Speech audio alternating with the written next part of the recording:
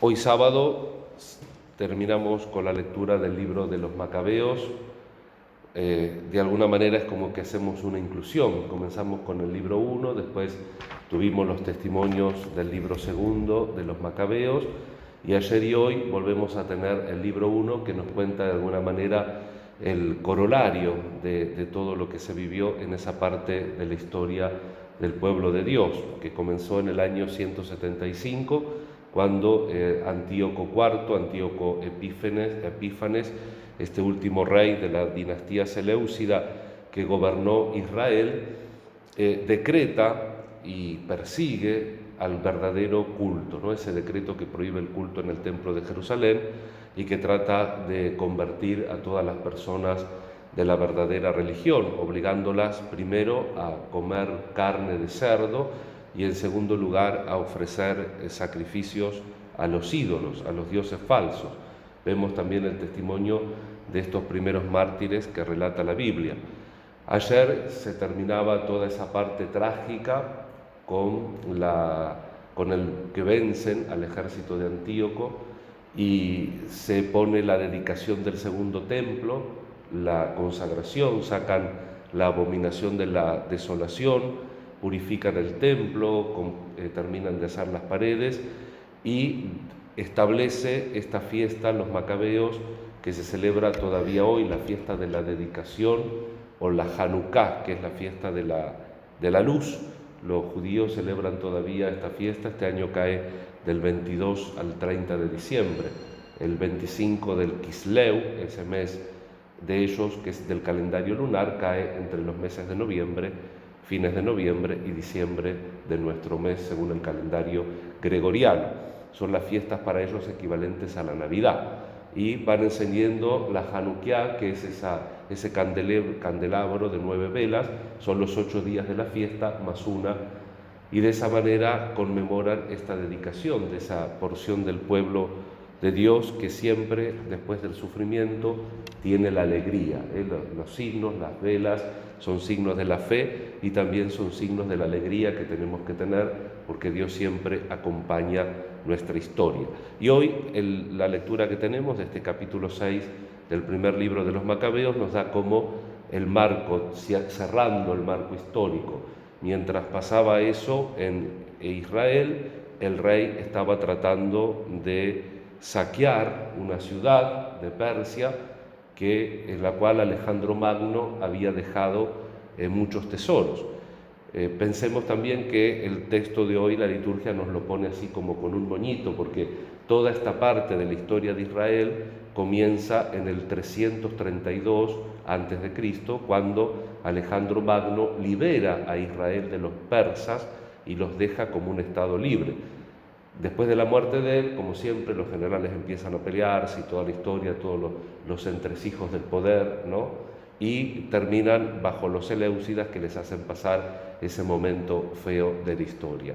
Y justo él, cuando está tratando de robar esos tesoros del templo, la ciudad se adelanta, lo detiene y ahí mismo también le dan la noticia de que perdió Israel y se deprime porque no pudo salir como él quiso. Podríamos decir hoy, con la ciencia moderna, que tuvo un ataque de pánico, sentía que se iba a morir y de hecho muere olvidado. Cuando tenía poder era generoso y todos me querían. Claro, cuando uno tiene poder no es que te quieran a vos, sino que quieren al poder. Y de alguna manera el Salmo también nos recuerda que Dios depone del trono a los poderosos y enaltece a los humildes.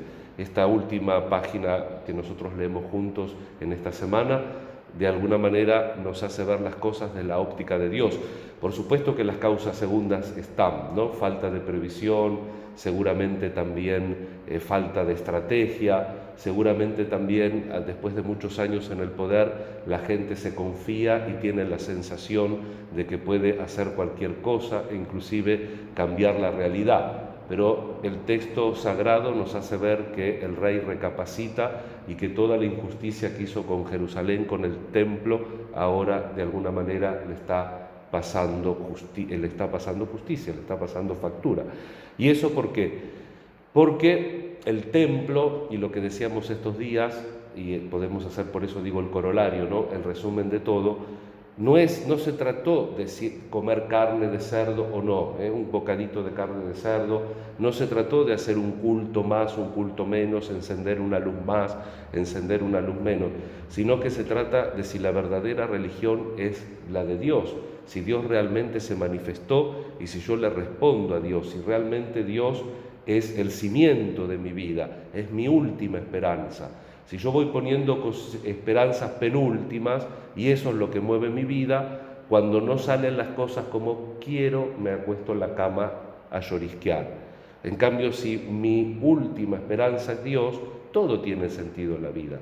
Y por eso siempre uno camina y por eso siempre uno adelante, enfrenta las situaciones, enfrenta los problemas, todas las contrariedades de la vida, porque la última palabra es de Dios. Como dice el Evangelio, Dios es un Dios de vivos.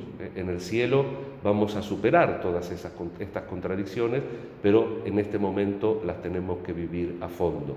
Esa es la lección que sacamos de la trampa saducea, como se dice también. De toda esta revuelta que hemos leído, entre el año que termina todo esto, 167, y unos 50 años antes de Cristo, en el templo se empiezan a haber luchas de poder y de ahí se consolida este grupo saduceo, que es el que interroga, que le pone esta trampa a Jesús, con la cual Jesús nos revela cómo va a ser el mundo futuro, que es el entorno a Dios, que es vida, porque todos viven en Él. Por eso también nosotros con mucha fe rezamos por nuestros seres queridos difuntos, sabiendo que la vida continúa en la profundidad del amor y de la misericordia de Dios.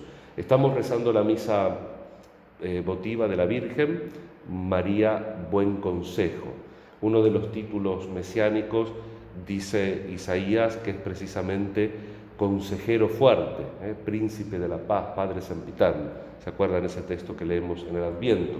Vamos a pedir entonces este consejo de la Madre de Dios para que nos ayude a vivir en profundidad esta palabra suya, que hagamos un examen serio de conciencia al término del año litúrgico, a ver cuántas veces confiamos en esperanzas penúltimas y cuántas veces confiamos en Dios, que es nuestra esperanza, que nos llamó, que nos invita constantemente a seguirlo. Vamos a rezar por todas nuestras intenciones y le vamos a pedir al Señor la gracia de su consejo para que nuestra vida tenga sentido y solidez en Él. Que así sea.